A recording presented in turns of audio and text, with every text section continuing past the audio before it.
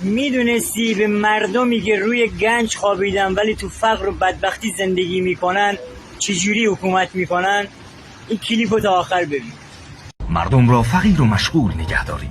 تنهای فرسوده توانی برای شورش ندارند. انسان گرسنه تنها رویای نان در سر دارد و هرگز به سرنگونی شاهزادگان نمی‌اندیشد. کارگر بیش از حد کار کرده مشتاق خواب است. عدالت ندهید، فقط آنقدر بدهید که زنده بمانند. هرگز به اندازه‌ای که شکوفا شوند ندهید و آنها مطیع می‌مانند. خردنانی بدهید تا سپاسگزار باشند.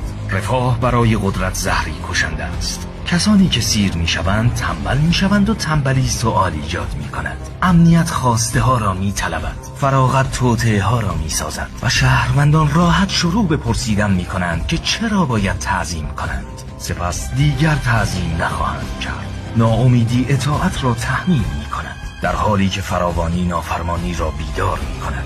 انسان‌های گرسنه اطاعت می‌کنند و انسان‌های سیر سازماندهی می‌کنند. آنها را خسته و گرسنه نگه دارید و مشغول در حال تعادل روی لبه